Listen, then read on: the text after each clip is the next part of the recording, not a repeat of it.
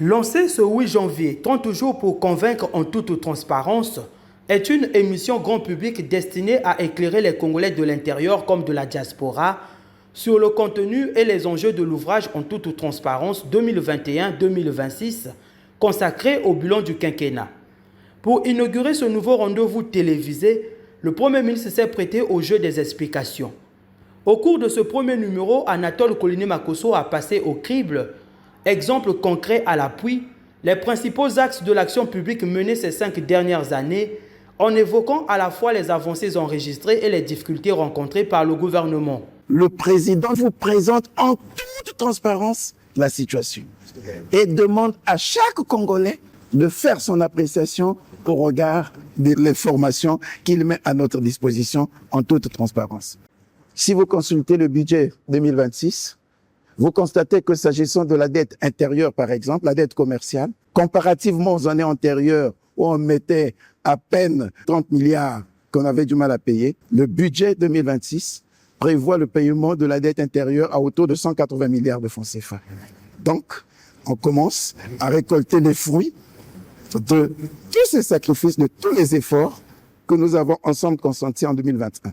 Afin de valoriser le travail des agriculteurs et de promouvoir les produits locaux, le Premier ministre a annoncé la tenue courant février 2026 du Salon national de l'agriculture.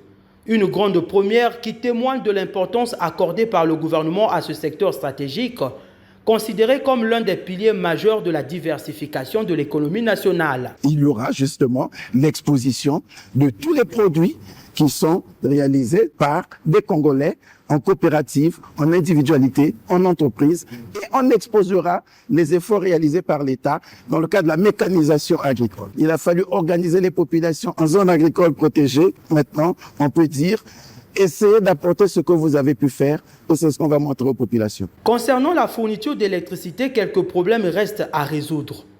Si l'État a construit des barrages et d'autres installations, les difficultés se situent surtout au niveau du transport, de la distribution et de la commercialisation de l'électricité.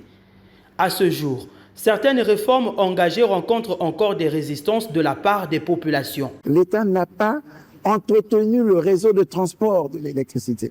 Alors même qu'on a créé une société de transport, mais nous n'avons pas pu financer la réhabilitation de la ligne de transport qui partirait de Pointe-Noire pour Brazzaville. L'État peut avoir montré ses limites. Même dans les économies auto-centrées, autodynamiques, je ne citerai pas certains pays, ils se sont ouverts au privé. Nous aussi faisons l'effort de nous ouvrir au privé. Prenons ce courage et disons, OK, ça, on le fait pendant nos privés. Mais on s'est heurté au refus des utilisateurs de l'outil de travail. Ils disent, nous ne sommes pas d'accord. On a refermé la parenthèse et on continue à réfléchir. Le Premier ministre a profité de cet espace pour rappeler que l'État ne peut plus tout faire. Pour Anatole Koliné-Makosso, l'État ne peut pas être opérateur économique partout. Les Congolais doivent maintenant s'habituer à ce nouveau mode de fonctionnement.